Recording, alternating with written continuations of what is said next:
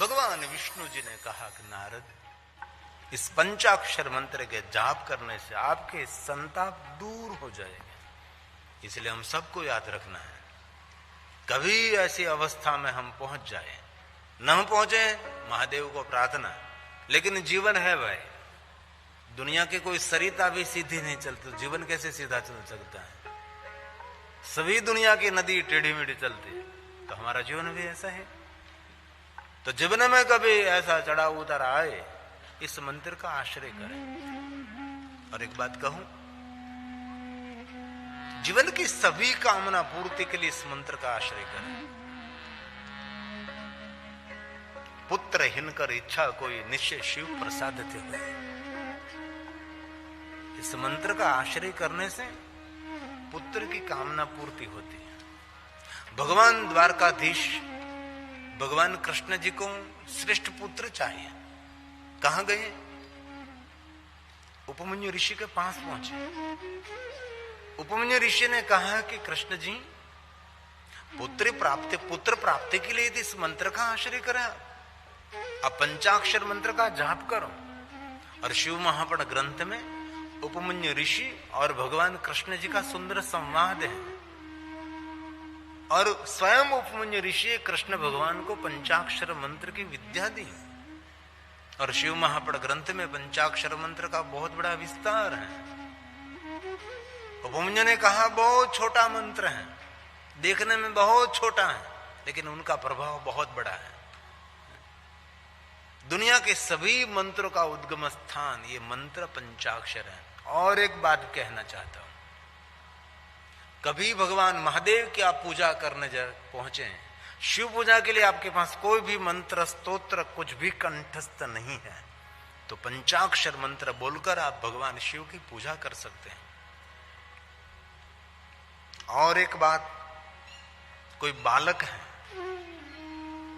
उसको विद्या ग्रहण करनी है, तो विद्या देने वाला भी ये मंत्र पंचाक्षर मंत्र है।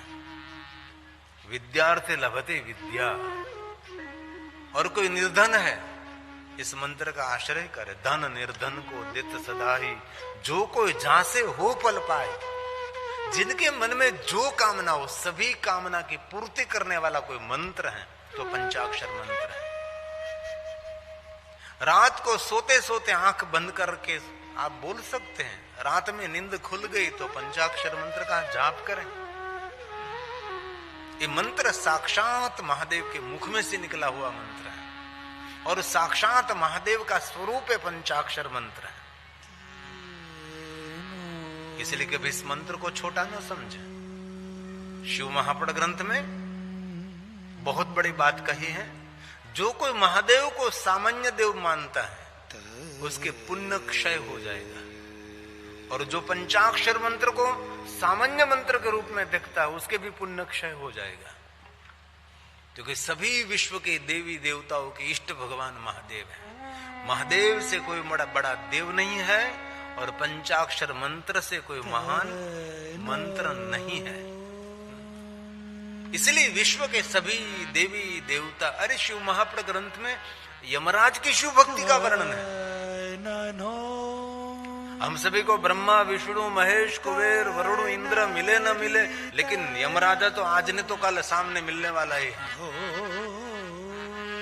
यमराजा कहता है कि जो कोई मनुष्य पंचाक्षर मंत्र का जाप करते हैं उनका मैं आदर करता हूं, उनका मैं स्वयं सम्मान करता हूं, वो मेरे लिए सम्मानित है। बाकी तो सभी दंडित हैं, सबको दंड देने के लिए मैं बैठता हूं, लेकिन जो पंचाक्षर मंत्र का जाप करते हैं ये मेरे लिए दंड देने के लिए नहीं, मेरे लिए दंडवत प्रणाम करने के लिए योग्य है। जो पंचाक्षर मंत्र का जाप करता है वो मेरे लिए प्रणम्य है, ये मेरे लिए वंदनीय है। जीवागर वर्तते तस्य सफलम जीवितम। जिनकी जीवा में पंचाक्षर मंत्र स्थिर हो गया, समझो जीवन सफल हो गया उनका। इसलिए बहुत दिल से बहुत हृदय से कहता हूं, आपके बच्चों को भी इस मंत्र का जाप करने के लिए प्रेरित करें, उसको भी प्रेरित करेगा, बेटा पंचाक्षर मंत्र का जाप कर। विद्या देने वाला, धन देने वाला, पुत्र देने वाला, कीर्ति देने वाला, यश देने वाला, कामना मनोकामना चतुर्वर्ग से साधनम, धर्म अर्थ काम और मोक्ष देने वाला मंत्र ये पंचाक्षर मंत्र है। इसलिए कभी भी पंचाक्षर मंत्र को सामान्य मंत्र नहीं मानना, गलती से भी नहीं। और एक दूसरी बात कहना चाहता हूं, कोई ग्रहों की पीड़ा है तो जिन ग्रह की पीड़ा है इस ग्रह के मंत्र का जाप करना पड़ता है। कोई ग्रहों की पीड़ा रहती है ना, पता नहीं ग्रह कितना दूर है लेकिन तो भी हमको पीड़ा दे रहा है, तो ग्रह की पीड़ा में से मुक्त होने के लिए इस ग्रह के मंत्र का जाप करना पड़ता है। लेकिन ये मंत्र हम सभी को कंठस्थ नहीं रहता, तो क्या करें? तो पंचाक्षर मंत्र का जाप करने से ग्रह पीड़ा शांत हो जाएगी, पितृ पीड़ा शांत हो जाएगी, अरे हमारे जीवन के कुकर्मों की पीड़ा भी शांत हो जाएगी। और एक बात कहता हूं, पंचाक्षर मंत्र में पाप जलाने की जितनी शक्ति है इतना पाप मनुष्य कर ही नहीं सकता। इतने पापों में से मुक्ति देने वाला मंत्र है पंचाक्षर मंत्र है। और एक बात कहना चाहता हूं, ध्यान दीजिए, गंभीरता से कथा सुने, भाव से कथा सुने, भक्ति से कथा सुने, आदरात मादरात आदर के साथ कथा का श्रवण करें।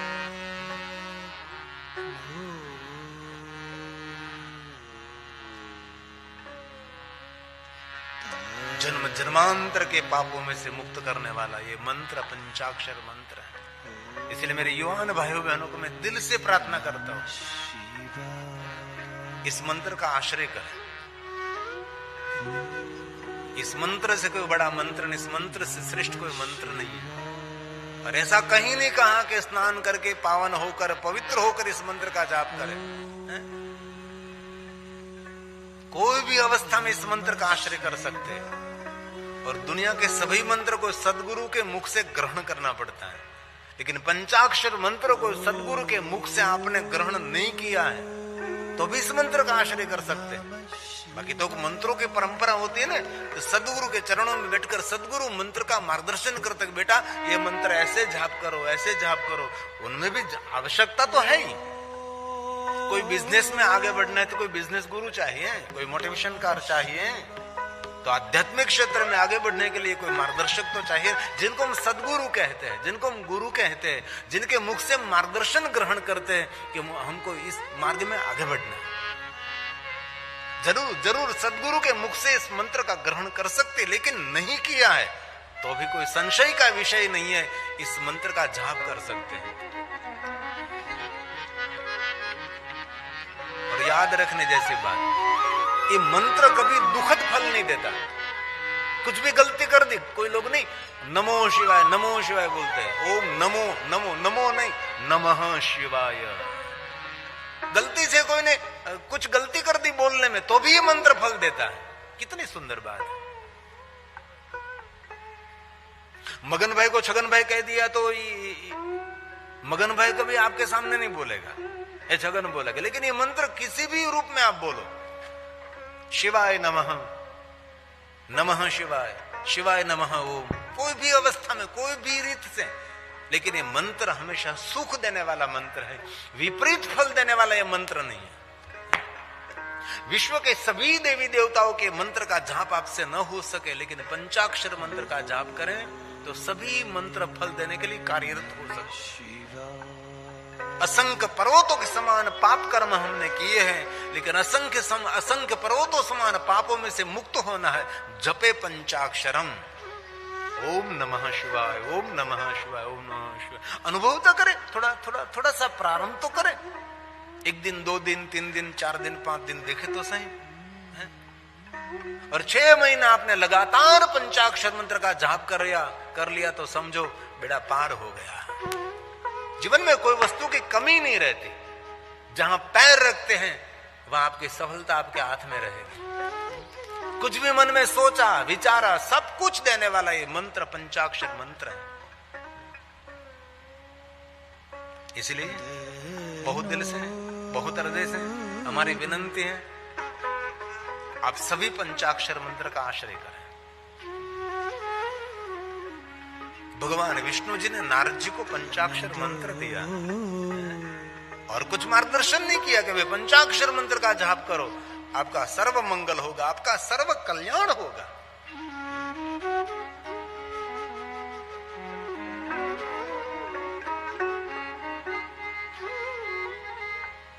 रात को सोते सोते समय सुबह में आंख खुल गई, ओम नमः शिवाय, ओम नमः शिवाय, ओम नमः शिवाय, ओम नमः शिवाय, ओम नमः, नमो नहीं, नमः शिवाय।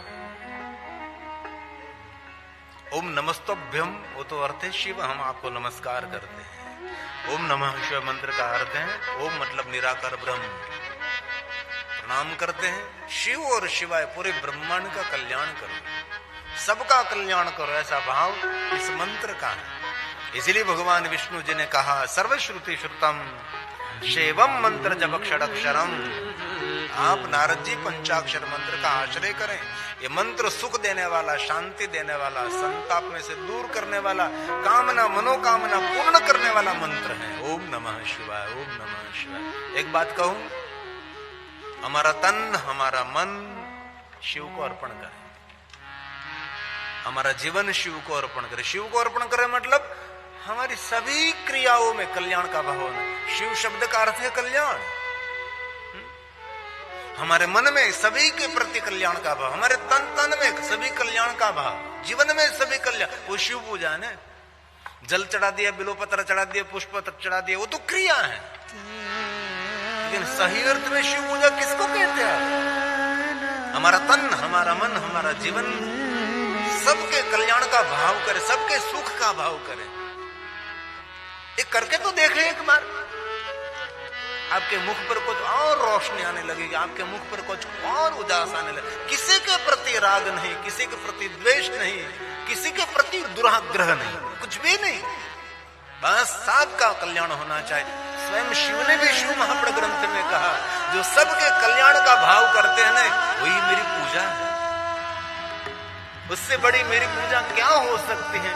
जीव मात्र का जो कल्याण करता है, जीव मात्र के लिए कल्याण का भाव करता है, वही मेरी पूजा है, वही मेरी साधना है, वही मेरा अनुष्ठान है, वही मेरी उपासना है, वही मेरे पास रह सकता है। उपासना शिव के पास रहने का प्रयास, उपासना ये शिव है। प्रश्न ये हो रहा है कि विश्व में कितने कितने मंत्र हैं, एक मंत्र थोड़े हैं, सब तो कोटि महामंत्र है। लेकिन इस 7 करोड़ महामंत्रों में से भगवान विष्णु ने एक भी मंत्र नारद जी को नहीं दिया। भगवान विष्णु जी ने नारद जी को पंचाक्षर मंत्र दिया। क्यों? सरल मंत्र है। महादेव जितना सरल देवता है, उनका मंत्र भी इतना सरल है। कोई कठिन मंत्र हम बोलते जिसमें कुछ हम बोलने में गलती कर सकते हैं, हो ही सकती है गलती, परंतु पंचाक्षर मंत्र बोलने में कोई गलती नहीं होती, और गलती हो गई तो भी भगवान शिव क्षमा कर देते हैं। इसलिए आज से हम सभी पंचाक्षर मंत्र का आश्रय करेंगे। कई भाई बहनों को नियम होता है ना, पानी पीते तो पहले बोलते ओम नमः शिवाय, सामने कोई बोले ओम नमः शिवाय तब पानी पीते।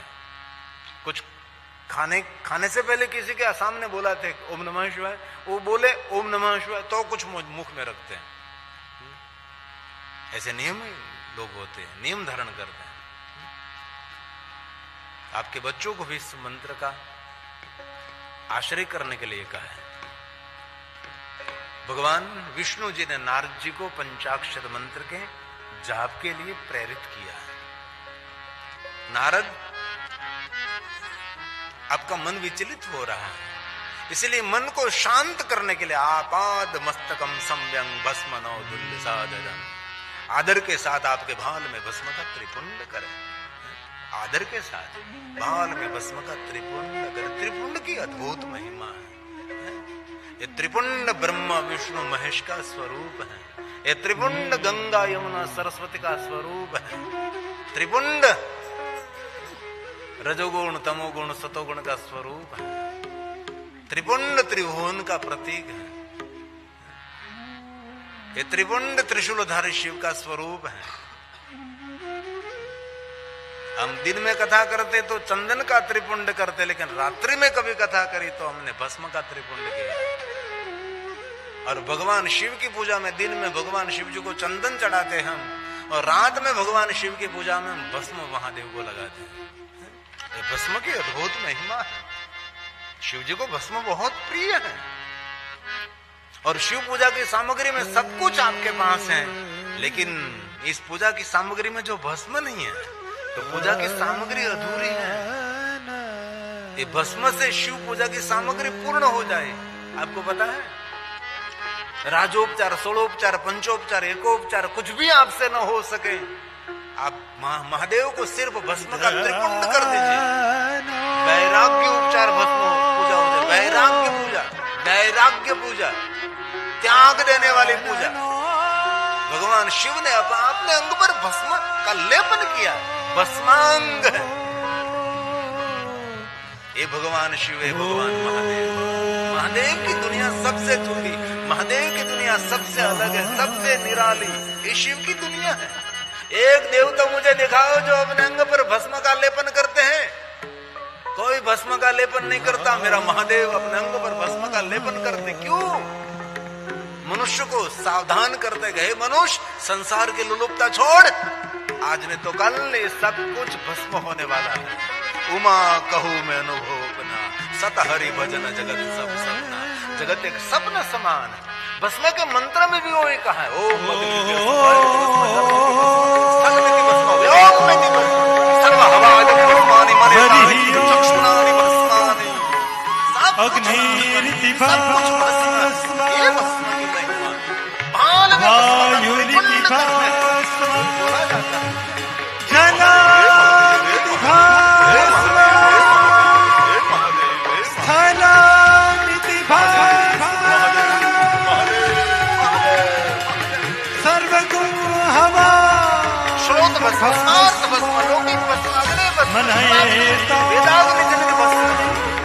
चक्षुर्गोक्षं भस्मा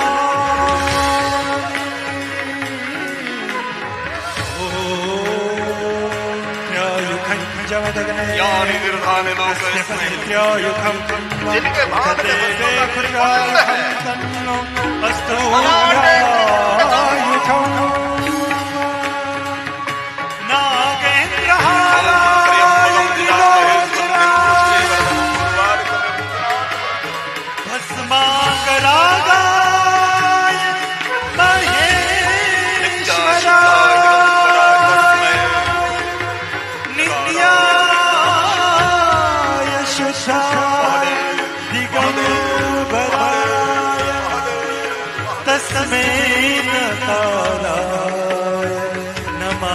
शिवा शिवा नमः शिवाय तस्मै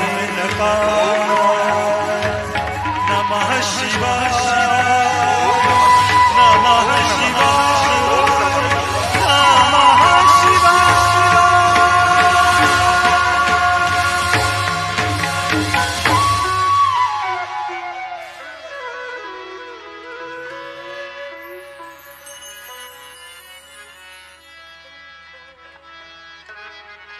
मेरा महादेव अंग पर भस्म का त्रिपुंड कर दे,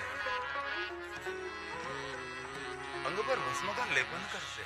शमशान किडार समरहर विशाचा सहचरा सीता भस्म ले, भस्म का लेपन करते। क्यों करते हैं? हर मनुष्य को सावधान कर रहे कि मनुष्य, तुझे धन एकत्र करने के लिए तुझे जन्म नहीं मिला है, अपने जीवन को सार्थक करने के लिए जन्म मिला है। और जीवन का दीप कभी पूर्ण हो जाए किसी को पता नहीं। इसलिए शिव जी हम सभी को सावधान करते हैं। यह मनुष्य व्यवहार करते करते, परिवार को संभालते संभालते आत्म कल्याण का भाव कभी भूलना नहीं। और आत्मघाती किसको कहते पता है? जो जहर पीकर मर जाते हैं उसको आत्मघाती नहीं कहा जाता। आत्मघाती उनको कहा जाता है जो आत्म कल्याण के लिए कुछ करता ही नहीं। नहीं जप, नहीं तप, नहीं साधना अनुष्ठान, नहीं उपासना, न साधना, न कोई सेवा, नहीं दान, न कथा, न कीर्तन, न सत्संग, न स्मरण, कुछ भी नहीं करता, उसको आत्मघाती कहा जाता है। ये पुष्पदंत ने गाया है। श्मशानेष्वा क्रीडा स्मरहर पिशाच सहचरा चिताभस्मालेपः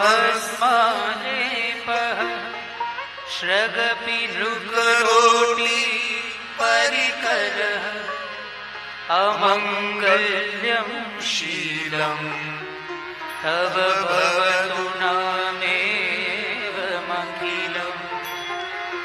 तथापि स्मर्तॄणां वरद परमं मङ्गलमसि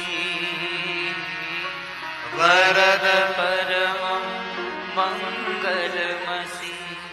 ये शिव हे महादेव अंग बभूत लगावे भारे। महादेव बैठा जो आसन वाले। शिव कैसे देवता देखो तो सही, कोई श्वेतांबर नहीं, कोई पीतांबर नहीं, नहीं कोई सोना चांदी, नहीं कोई हीरा मोती, तो भी शिव कितने महान है। शिव अपने यूनिफॉर्म से, अपने गणवेश से महान नहीं, शिव अपने गुणवेश से महान है। गणवेश कितना ही सुंदर हो, लेकिन गुणवेश में कुछ नहीं है तो इसलिए शिव संदेश देता है कि गणवेश की बहुत महिमा नहीं है, गुणवेश की महिमा है, गुणों की महिमा है। आपने कितने ब्रांडेड कपड़े पहने हैं, कुछ भी नहीं, ये तो धन दिखाने का काम है ना? इसलिए शिव हमारे कैसे देवता है? ये महादेव का है, शिव का रूप है, शिव का स्वरूप है। शिव कैसे है, कैसे दिखाई देते हैं?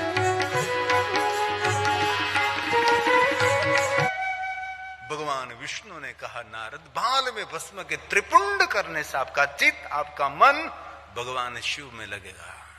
क्यों भस्म के त्रिपुंड करते हैं? महादेव के भक्त है, उनका परिचय है। भले आप भस्म के त्रिपुंड ना करो, कोई वांधो नहीं, पण जे संप्रदाय में तमे हो ए संप्रदाय नो कोई सिंबल हो तो अपना कपाळ में तो हो જોઈએ कि नहीं।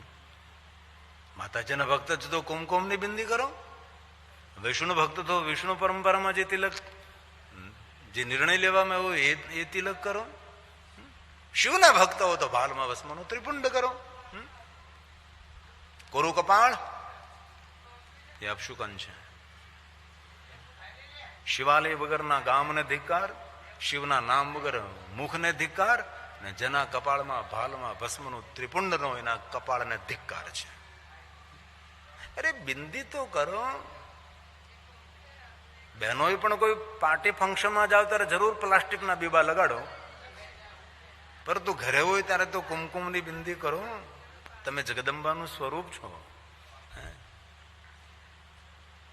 આજે લોકો વધારે ભણી ગયા છે, તેથી ચૂકી ગયા છે ઘણું બધું। ભગવાન વિષ્ણુજી નારદને કહે છે, નારદ, ભગવાનમાં મન સ્થિર કરવા માટે આ એક બહુ મહત્વની વાત છે। ભાલમાં ભસ્મનું ત્રિપુંડ કરો, આપનું મન શાંત થઈ જશે। भगवान विष्णु जी ने नारद जी को कहा कि नारद, भाल में भस्म का त्रिपुंड और पंचाक्षर मंत्र का जाप करो। दो बात। अब तीसरी बात नारद जी ध्यान से सुनिए। भगवान विष्णु ने गाया है, कितनी सुंदर बात है। विष्णु जी नारद जी को शिव भक्ति का मार्गदर्शन कर रहे हैं, जो कि शिव भक्ति के बिना किसी का उद्धार ही नहीं है। कोई भी मुनि हो, अरे नारद मुनि, कोई भी जीव का उद्धार करना है तो शिव के शरणों में जाना ही पड़ेगा। शिव के बिना कोई उद्धार नहीं कर सकता। इसलिए भगवान विष्णु ने कहा, नारद, तीसरी बात, सर्वांगेषु प्रयत्नेन, प्रयत्न पूर्वक पूरे अंग पर क्या? रुद्राक्ष शिववल्लभा। महादेव को अति प्रिय है। नारद जी अपने अंग पर रुद्राक्ष को धारण करें। धारय स्वाति सदवत्या समंत्र विधि पूर्वकम्, समंत्र विधि पूर्वक रुद्राक्ष को धारण करें। रुद्राक्ष मानव जात के लिए महादेव का सबसे बड़ा आशीर्वाद है, पहनना ही चाहिए। कोई भी व्यक्ति पहन सकते, 24 घंटे पहन सकते हैं। पवित्र अवस्था में तो आप पहन सकते हैं, लेकिन अपवित्र अवस्था में भी आप रुद्राक्ष पहन सकते हैं। अपवित्रता को पवित्रता का दान करने वाला रुद्राक्ष है। रुद्राक्ष क्या है पता है? हमारी रक्षा करते हैं, ये रक्षा कवच है। रम रुद्र रोगनाशाय धन्वंतरि रुद्र है, साक्षात रोग मुक्ति के लिए औषधि ये रुद्राक्ष है। जिनको जीवन में सिद्धि प्राप्त करनी है, महादेव ने दी हुई औषधि अपने अंग पर धारण करें, ये रुद्राक्ष। इसलिए मेरे भाइयों बहनों वडीलों सबको रुद्राक्ष पहनना चाहिए। शिव जी को अति प्रिय है रुद्राक्ष। कोई भी रुद्राक्ष कोई भी मनुष्य पहनने के लिए अधिकार है। इसमें कोई जाति ज्ञाति वर्ण भेद ऐसा कुछ है ही नहीं।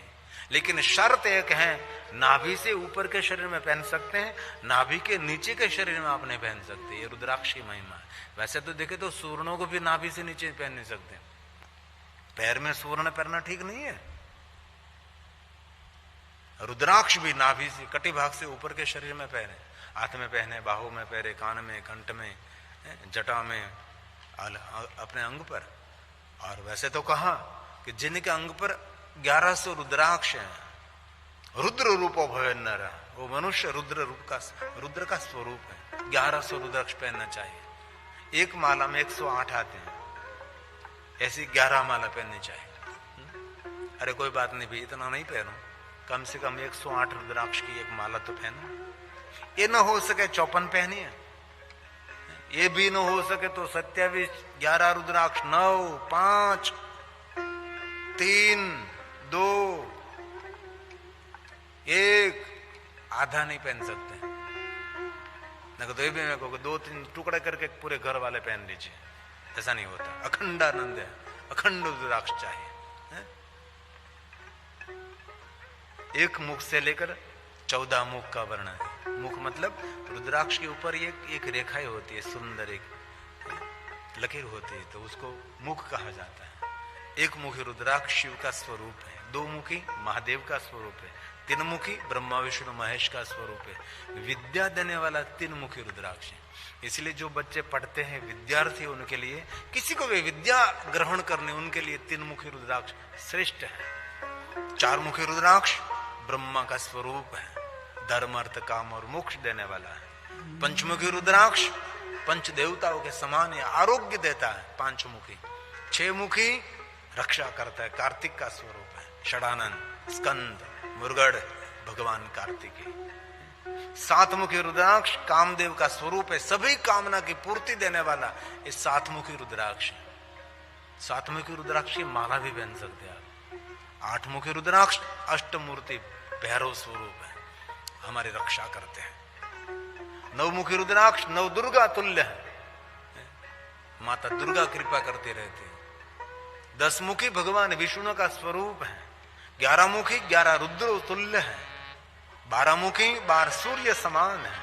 13 मुखी विश्वदेव का स्वरूप है। 14 मुखी परम सदाशिव जी का स्वरूप है। इनमें सभी रुद्राक्ष के मंत्र भी अलग अलग कहे हैं, लेकिन मंत्रों कोई आपको कंठस्थ न हो तो ओम नमः शिवाय बोलकर आप रुद्राक्ष धारण कर सकते हैं, रुद्राक्ष पहन सकते हैं। जन्म से लेकर मृत्यु तक रुद्राक्ष पहन सकते हैं, पहनना ही चाहिए। रुद्राक्ष पहनने से नकारात्मक कोई दृष्टि हमारे पर नहीं पड़ती। अपने कहने गुजराती में नजर न पड़े, नजर न लागे। रुद्राक्ष પહેરવાથી કોઈને નજર ન લાગે। તેથી મારા ભાઈઓ બહેનો વડીલો સૌને મારી પ્રાર્થના છે, કોઈ પણ ભગવાનને માનતા હો, કોઈ પણ દેવી દેવતાને તમે માનતા હો, रुद्राक्ष સૌ માટે કલ્યાણકારી છે।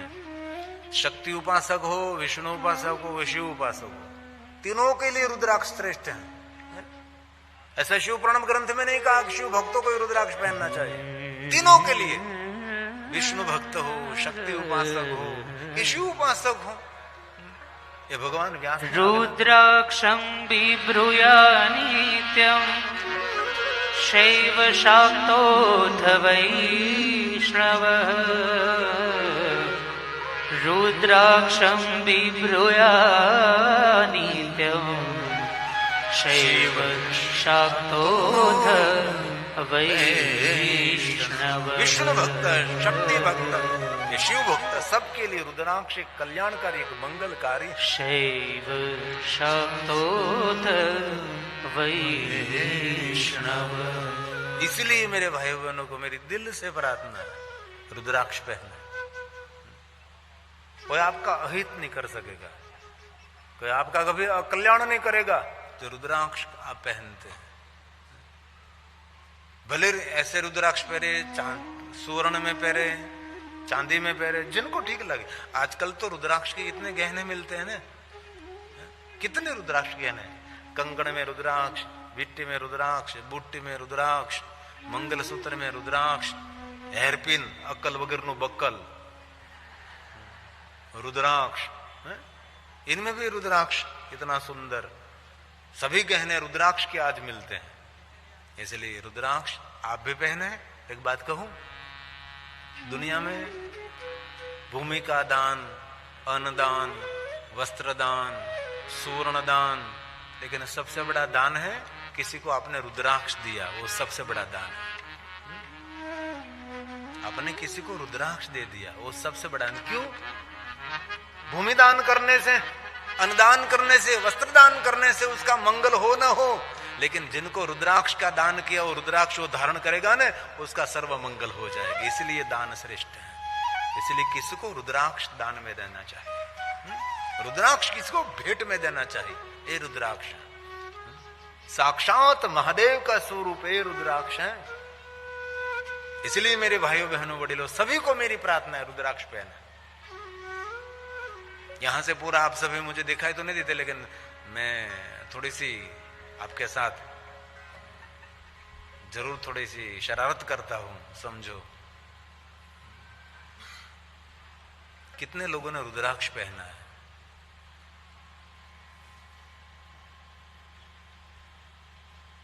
बोला आ बताए कोरा पाटिया છે। आप आज लाभ पंचमी है। एक बात कहूं, उमैया का पति शंकर है। उमैया जितनी महादेव को प्रिय है ना, इतना प्रिय हम बनते हैं रुद्राक्ष धारण करने मात्र से। शंकर जी ने कहा, स्वयं भवानी को कहा, भवानी जिनके अंग पर रुद्राक्ष रहता है ना, मैं आप जैसा उनको प्रेम करने लगता हूं।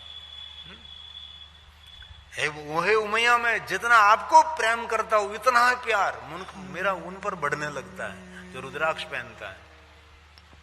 इसलिए आपके बच्चों को, आपके घर युवान भाई बहनों को, सबको रुद्राक्ष, लक्ष्य સુધી पहुंचने के लिए रुद्राक्ष हमारे एक सहायक है। इसलिए मेरे भाइयों बहनों सबको मेरी प्रार्थना है, रुद्राक्ष पहने। भगवान विष्णु जी ने नारद जी को रुद्राक्ष पहनने के लिए प्रेरित किया है, और जन्म से लेकर मृत्यु तक रुद्राक्ष पहन सकते हैं। कोई दादा ने रुद्राक्ष पहना, कोई दादी ने रुद्राक्ष पहना है और उनका शरीर शांत हो गया, तो रुद्राक्ष की माला उनके अंग पर से कभी निकालनी नहीं चाहिए। रुद्राक्ष की माला के साथ उसको अंतिम यात्रा कराओ, निकालनी नहीं चाहिए। लेकिन वो दादा और दादी ने सोने में बनाई हुई रुद्राक्ष की माला है तो धीरे से निकाल लेनी चाहिए। ये तो सीधी बात है ना, वो तो मुझे कहीं सिखाने की बात तो नहीं। इसलिए पहले से मैं कह देता हूं, अगर किसी का फोन है कि बापू में दादा गुजर गए लेकिन सोने की रुद्राक्ष की माला पहने, तो क्या करे, जला देंगे। इसलिए पहले से कह देता हूं, धीरे से ले लीजिए। और ये दादा और दादी की रुद्राक्ष की माला धीरे से लेकर आपको नहीं पहनना है, आपकी बहन बेटियों को दान में दे देनी है। लियो दादा का प्रसाद या दादी का प्रसाद ले जाओ आप। इसलिए जिनके बाल में भस्म का त्रिपुंड है, जिनके मुख में पंचाक्षर मंत्र है, जिनके अंग पर रुद्राक्ष है, त्रिवेणी सदृशम, वो साक्षात त्रिवेणी का स्वरूप है। धर्म क्षेत्रे महाक्षेत्र गंगा कालिंदी संगमे प्रयागे परम पूर्णे ब्रह्मलोकस्य वर्तमान, यो प्रयाग है। उसके दर्शन मात्र से प्रयाग तीर्थ की यात्रा का फल मिलता है। क्यों? शिव नाम यथा गंगा, विभूति साक्षात यमुना है, और रुद्राक्ष साक्षात माता सरस्वती का स्वरूप है। इसलिए भाल में भस्म की बिंदी करो, पंचाक्षर मंत्र का जाप करो, अंग पर रुद्राक्ष पहने। आज से बहुत हृदय से मेरी प्रार्थना भाइयों बहनों, जिन्होंने नहीं पहना है वो रुद्राक्ष पहन लीजिए। और कोई भी देवी देव का मंत्र है, रुद्राक्ष की माला से मंत्र जाप करें, वो मंत्र अधिक फल देने वाला होता है। इसलिए शिव नाम क्या है? गंगा। विभूति क्या है? यमुना। रुद्राक्ष क्या है? विधि नाम प्रोक्ता। ये ब्रह्मा जी ने गाया है। शिव नाम यथा गंगा विभूति यमुना मता रुद्राक्षम विधिना प्रोक्ता